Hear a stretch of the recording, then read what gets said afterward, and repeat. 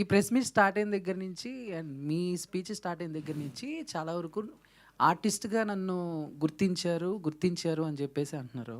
So ఏంటంటే stress చేసి చెప్పటం వెనక ఈ మధ్య ఏమన్నా కొంచెం సినిమాలు తగ్గినాయి, ఎవరు గుర్తించట్లేదనా, లేకపోతే కొంచెం గ్యాప్ వచ్చింది నేను కూడా ఉన్నాను, ఏంటి ఆ సెన్స్ ఏంటి అర్థం కాదు. దానికి దీనికి సంబంధమే లేదు.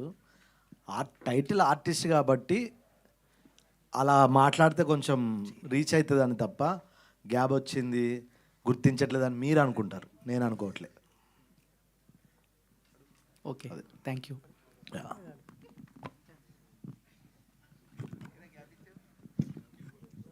సంతోష్ గారు. హాయ్ అండి, this is Rani from Telugu 70mm. So చాలా వైల్డ్గా కనిపిస్తున్నారు సినిమాలో. బయట చూస్తే చాలా సైలెంట్గా కనిపిస్తున్నారు. సో ఈ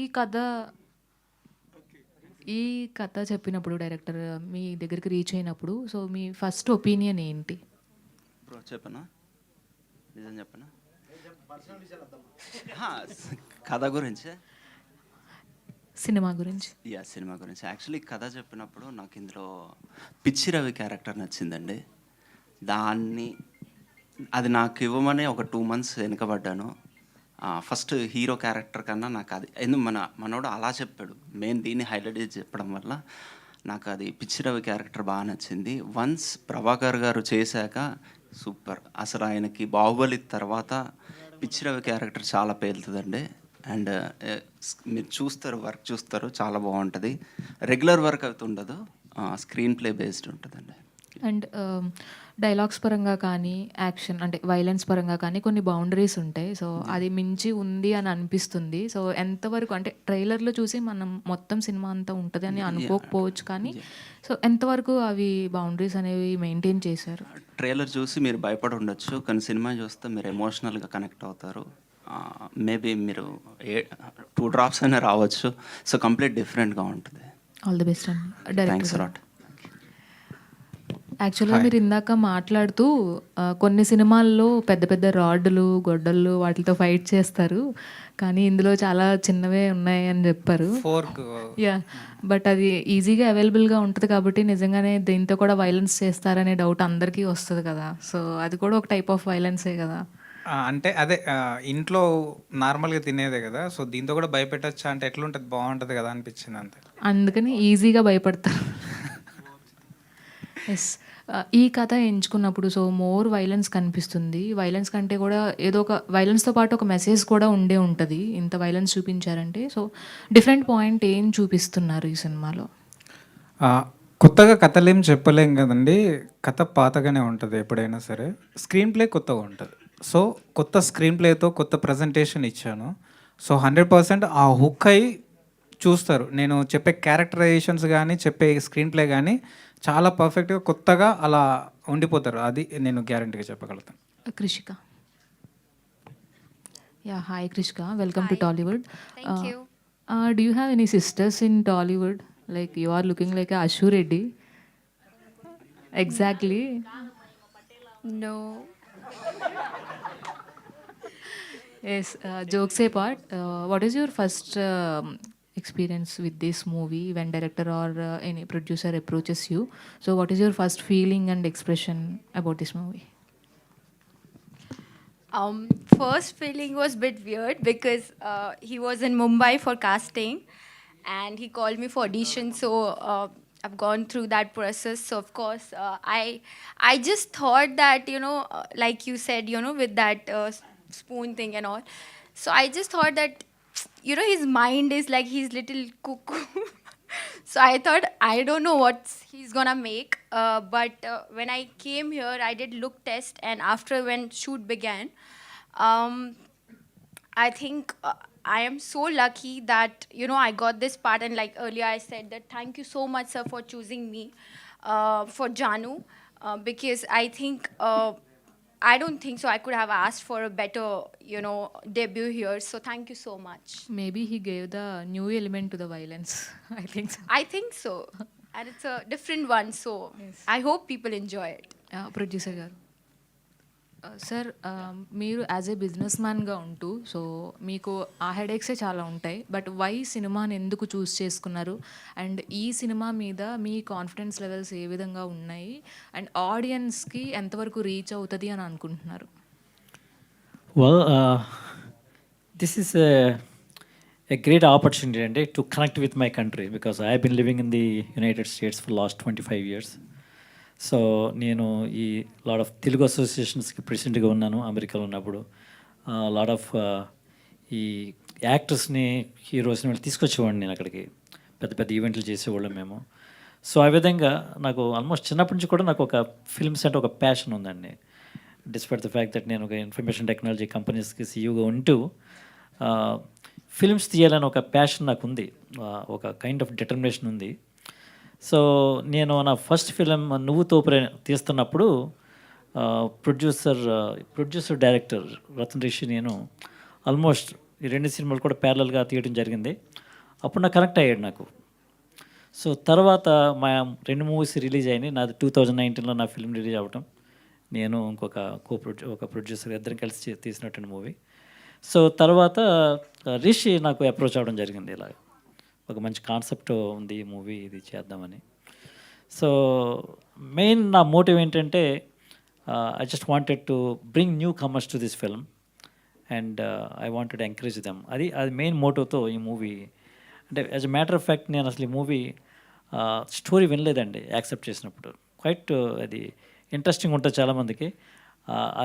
ఓకే చెప్పిన తర్వాత నేను ఎయిర్పోర్ట్కి వెళ్తూ ఒక హాఫ్ అన్ అవర్ రిషి నాకు ఎక్స్ప్లెయిన్ చేస్తే వెరీ హరీగా వినటం జరిగింది. అప్పటికే నేను డిసిషన్ తీసుకున్నాను, నేను విల్ మూవ్ ఫార్వర్డ్ అని.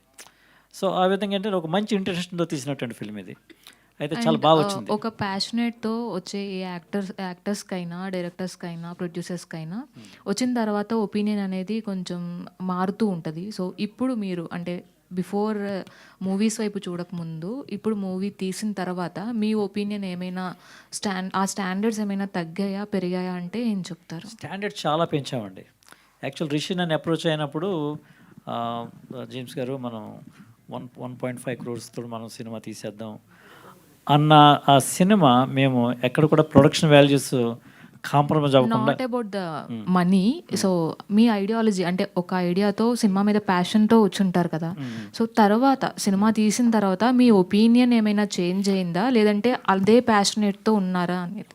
డెఫినెట్లీ నా ఒపీనియన్ చేంజ్ అవ్వలేదండి. నేను I will continue to move forward, continue to produce films. ఇంకా నేను నా ఒపీనియన్ ఇంకా స్ట్రాంగ్ అయింది. ఇంకా ముందు సినిమాలు తీయాలని ఒక తపన ఇంకా ఎక్కువైంది. సో అంటే దీని ద్వారా చాలామందికి ఎంప్లాయ్మెంట్ క్రియేట్ చేయొచ్చు, number 1.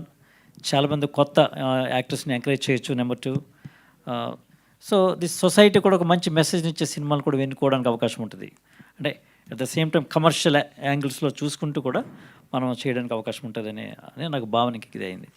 So yes, thank you. ఇందులో అంటే ఆర్టిస్ట్ అంటున్నారు కదా, సారు ఇందులో యాక్ట్ చేశారు కూడా, అది తెర మీద చూపిస్తాను. హీరో గారు ఐఎమ్ శరత్ అండి. ఇందాక మీరు మాట్లాడేటప్పుడు సినిమా డైలాగ్ చెప్పారు, కంటిన్యూగా కొంచెం బూతులు కూడా మాట్లాడారు. సో అంటే మీరు అంతే కాన్ఫిడెంట్గా ఉన్నారా మీ సినిమా మీద? చూసా కాబట్టి కాన్ఫిడెంట్ ఉన్నా. అంటే డే 1 ఎంత పాజిటివ్ ఉందో, అంటే షూట్ స్టార్ట్ అయిన రోజు ఎంత పాజిటివ్ ఎంత కాన్ఫిడెంట్ ఉన్నానో, సినిమా ఫినిష్ అయ్యాక డబుల్ కాన్ఫిడెంట్ ఉన్నా. అంటే ఇక బూతు అంటే అది జనరల్ తెలంగాణలో కామన్గా వాడే పదమే కాబట్టి ఇట్స్ ఓకే, అది ఫ్లోలో వచ్చేసింది, సారీ. ఓకే. అండ్ ప్రొడ్యూసర్ గారు, ఇది యాక్చువల్లీ నేను గ్లిమ్స్ ఒక 1 year బ్యాక్ ఎప్పుడో చూసాను యాక్చువల్లీ. సో మీరు చాలా ప్యాషనేట్ ప్రొడ్యూసర్ అని అంటే వీళ్ళందరూ చెప్తున్నారు, మూవీ టీమ్ అంతా. సో ఇంత టైం టేకింగ్ ప్రాసెస్ని మీరు ఎలా కంటిన్యూ చేయగలిగారు సార్? అంటే ఆల్రెడీ ఎప్పుడో వచ్చింది గ్లిమ్స్ మనకి. Well, that's very interesting question. నిజంగా ఒక ఫిల్మ్ మేకింగ్ అనేది ఇట్స్ వెరీ కాంప్లెక్స్ ప్రాసెస్ అండి. ఎందుకంటే ఇప్పుడు నేను ఎంత మనీ పెట్టానో దానికి double the time that I spent. అంటే ఇట్స్ క్వైట్ ఛాలెంజింగ్ అనమాట. అది మాలాంటి ఎన్ఆర్ఐస్కి చాలా ప్రయాసతో కూడినటువంటి పని ఇది. ఎందుకంటే నేను ఆల్మోస్ట్ 9 times ఈ ఇయర్ ఇది 2nd time ట్రావెల్ చేశాను. నేను జనవరిలో వచ్చాను, మళ్ళీ వెళ్ళి మళ్ళీ వస్తాను. అంటే because of the interest that I have.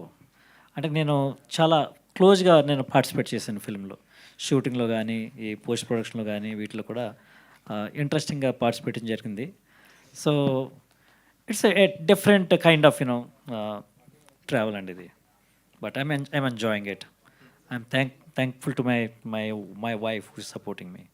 Director గారు సో ఎందుకు పర్టికులర్గా దీనికి అంటే ఆర్టిస్ట్ అనే టైటిలే పెట్టాల్సి వచ్చింది? లైక్ కిల్లర్ అంటే జానర్స్లో చాలా ఉంటాయి కదా టైటిల్స్, మనకి వెతుకుంటే చాలా ఉంటాయి. వై పర్టికులర్లీ ఆర్టిస్ట్ అనే టైటిలే పెట్టడానికి ఏమైనా రీజన్ ఉందా? ఓకే అండి, అది వాడి ఫీలింగ్ ఏంటి, క్యారెక్టర్ ఫీలింగ్ ఏంటంటే murder is an art, I'm an artist. So I'm a passionate most dedicated hardcore artist అదే చెప్తాడు. నువ్వు కిల్లర్వి, నువ్వు సైకో అంటే no I'm not a psycho, I'm an artist అంటాడు. సో వెరీ సిన్సియర్గా బిలీవ్ చేసి మర్డర్ చేసుకుంటే ఐఎమ్ అన్ ఆర్టిస్ట్ అని చెప్పుకునే క్యారెక్టర్ అది. అందుకు ఆర్టిస్ట్. పేరు మారితే ఇంతలా మారిపోతారా మనుషులు అన్నట్టు, ఎందుకు వైల్డ్గా ఎందుకు మారిపోయారు పేరు మారితే?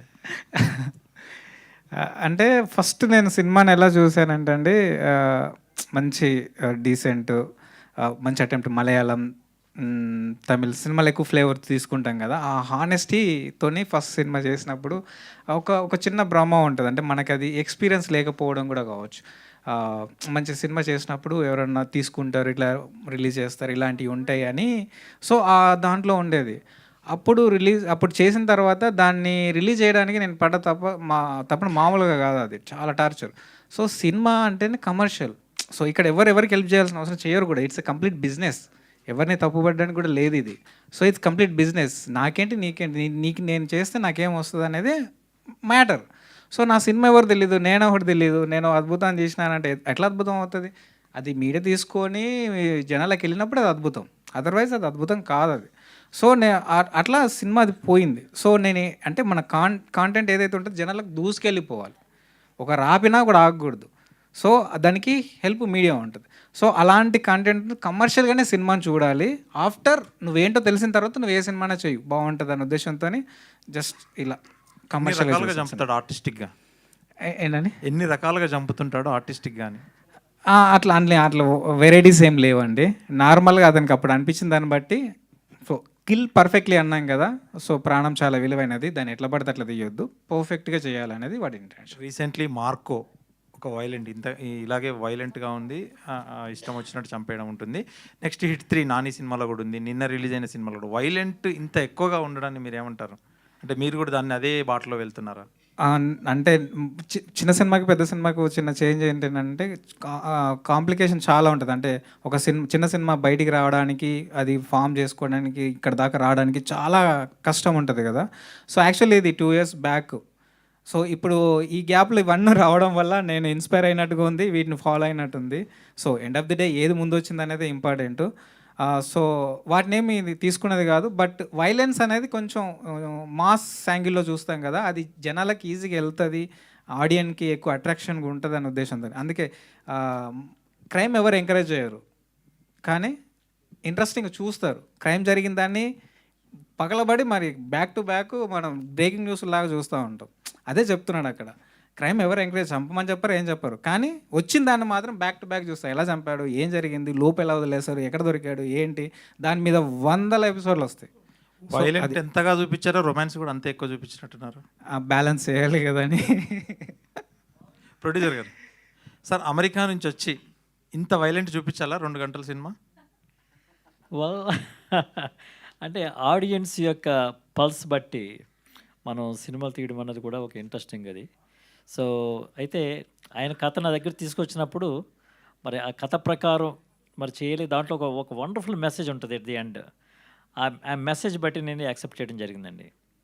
సో అంటే 2 గంటలు వైలెన్స్ చూపించి లాస్ట్ 2 నిమిషాలు మెసేజ్ చెప్పడం అంటే 2 గంటల్లో కూడా మీకు వైలెన్స్ ఉండదు, మధ్యలో చాలా డార్క్ కామెడీ ఉంటుంది, క్వైట్ ఇంట్రెస్టింగ్ ఎపిసోడ్స్ ఉంటాయి. So audience will definitely enjoy that. ఇందులో రొమాన్స్ సీన్స్ చేశారా, మీరు వైలెంట్గా యాక్ట్ చేశారా?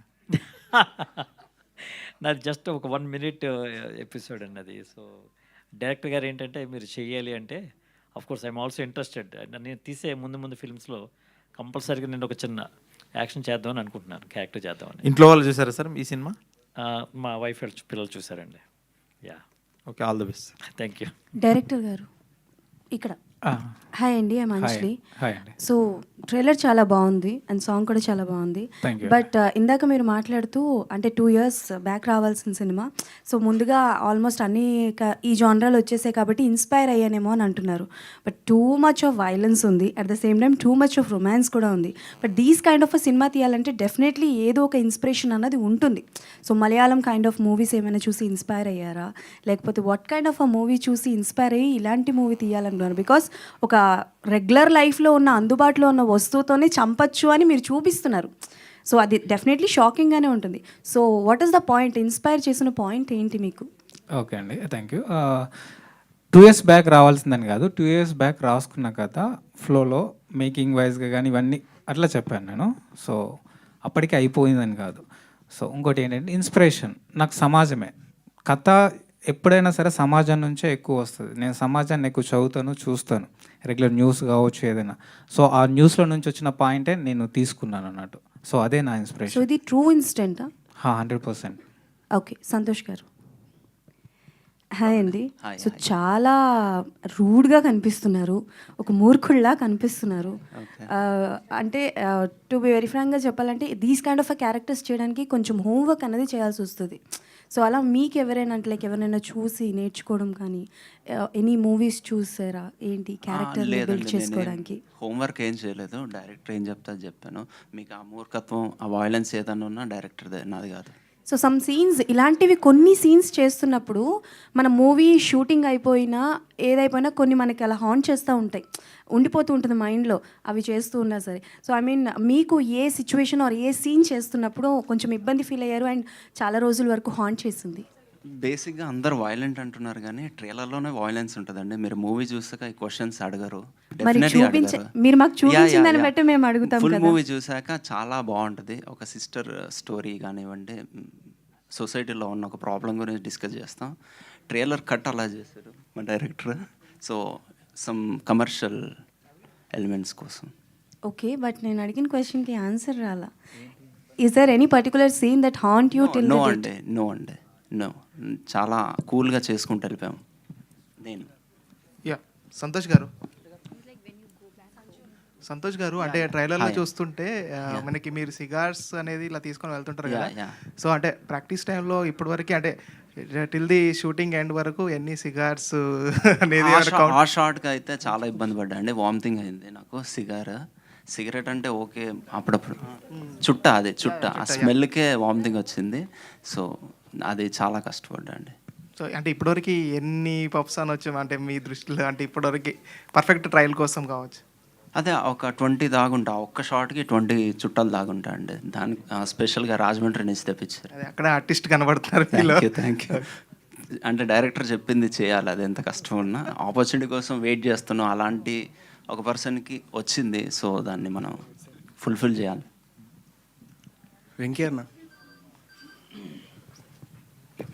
ఈ మూవీలో మీ క్యారెక్టర్ ఎలా ఉండబోతుంది? ఈ మూవీలో నాది యాక్చువల్ ఏంటంటే ఫ్రెండ్ క్యారెక్టర్ అండి. ఇది ఒక సపరేట్ కామెడీ, డార్క్ కామెడీ అన్నాం కదా. బట్ కాకపోతే కల్పించి కావాలని పెట్టింది కాదు, కథాపరంగా సాగే కామెడీ. హీరోకి మేము అంటే ఒక హెల్పింగ్ చేస్తూ ఉన్న టైంలో జరిగినటువంటి ఒక కూల్ కామెడీ అనమాట. సో కథలో అనుగుణంగానే ఉంటుంది తప్ప ఏదో ఇరికించి పెట్టింది అయితే కాదండి. Thank you. డైరెక్టర్ గారు, ఆ పోస్టర్లో హీరో గారు లుక్ చూస్తే పవన్ కళ్యాణ్ గారు లుక్లా ఉంది. ఆ పవన్ కళ్యాణ్ గారు కనబడతారు, చిరంజీవి గారు కూడా కనబడతారు ఒక దాంట్లో, అక్కడ బయట.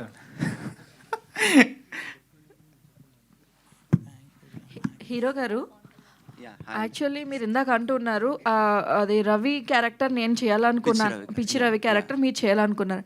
యాక్చువల్లీ ప్రభాకర్ గారితో ఆల్మోస్ట్ మీరు పోటీ పడి చేసినట్టుగానే ఉంది దీంట్లో.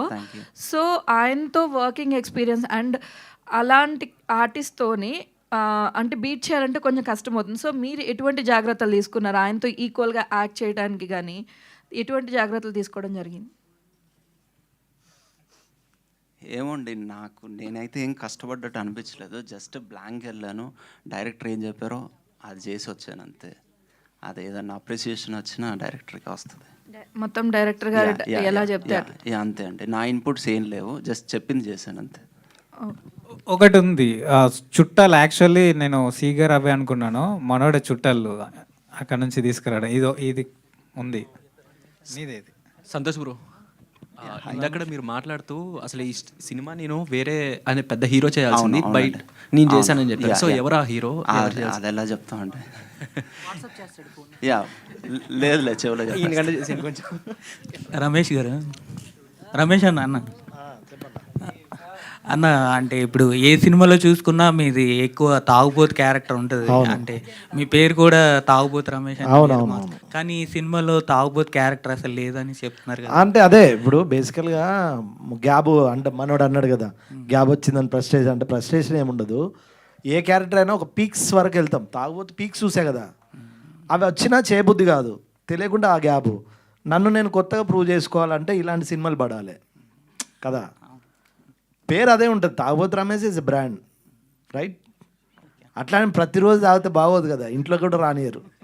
అందుకని కొంచెం గ్యాప్ ఇచ్చా, కొత్తగా ట్రై చేద్దామని. ఇందులో ఎమోషన్ క్యారెక్టర్ ఏమైనా ఉంటుందన్న?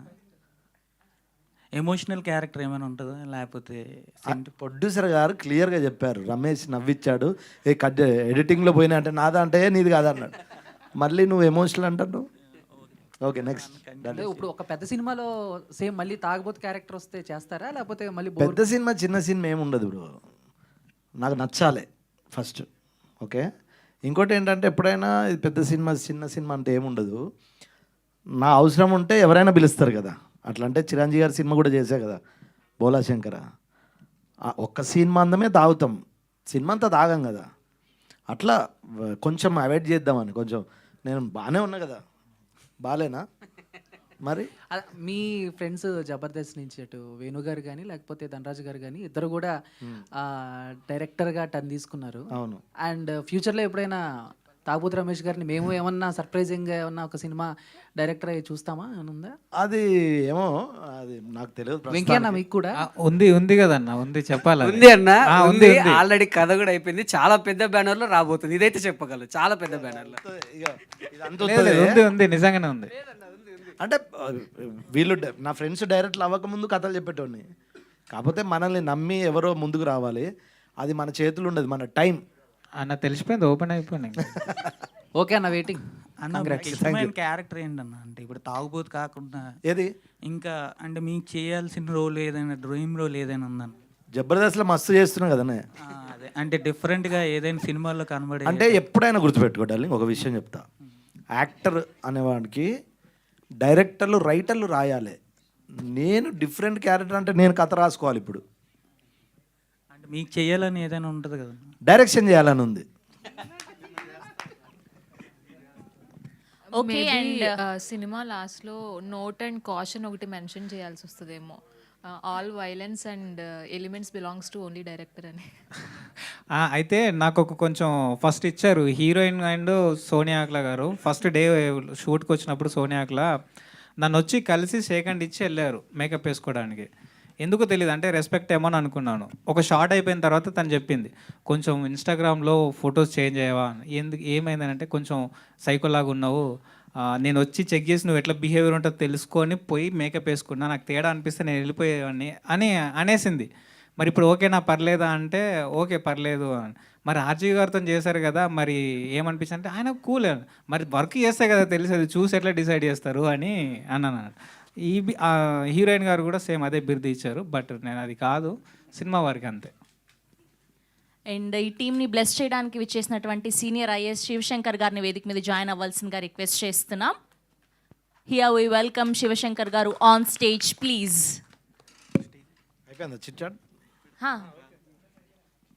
మీరేమైనా చెప్పాలనుకుంటే చెప్పొచ్చు పర్సనల్గా. నేను చెప్పా, వాళ్ళకి అందరూ తెలుసు. రమేష్ అన్న, సినిమా గురించి ఏమైనా అప్డేట్ ఇవ్వచ్చుగా? స్టోరీ కాదు భయ్యా, అయినా అసలు జనరల్గా ఎవడు సినిమా రిలీజ్ ముందు చెప్పడు, 15 నిమిషాలు చెప్పిండు. సార్ ప్లీజ్ మళ్ళీ అడుగుతున్నామంటే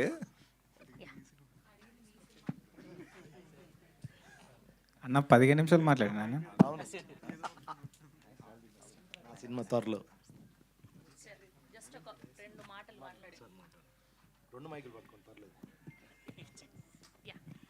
ప్లీజ్ కూర్చో సార్. స్టోరీని చెప్పినట్టు సినిమా చూశారు కాబట్టి అట్లా పైన ఇచ్చి కూర్చోండి అందరు ప్లీజ్. మాట్లాడదాకా మేము కూర్చోం. అందరికీ నమస్కారం. So artist movie last time ప్రివ్యూలో చూశాను. చాలా ఆద్యంతం ఒక మంచి థ్రిల్లర్, అంటే క్లైమాక్స్ వరకు కూడా మనకి కూర్చోబెట్టే విధంగా ఉంది. సో అది చూడగానే బ్రదర్ ప్రొడ్యూసర్ జేమ్స్ గారికి, హీరో గారికి, డైరెక్టర్ గారికి, ముఖ్యంగా అందరికీ కూడా మా టీం అంతా ఎవరెవరైతే వచ్చామో అందరం కూడా పాజిటివ్గా ఫీడ్బ్యాక్ ఇవ్వటం జరిగింది. ఖచ్చితంగా ఇదే విధంగా థియేటర్స్లో కూడా ప్రేక్షకుల్ని అలరిస్తుంది, మంచి సక్సెస్ అవుతుందని కోరుకుంటూ డైరెక్టర్ గారికి, ప్రొడ్యూసర్కి, హీరోయిన్స్ అందరికీ కూడా all the best. Thank you. Thank you to all the media. We wish all the very best to the whole team of artists. So March 21st na theaters lo malli kalusukundam. Thank you.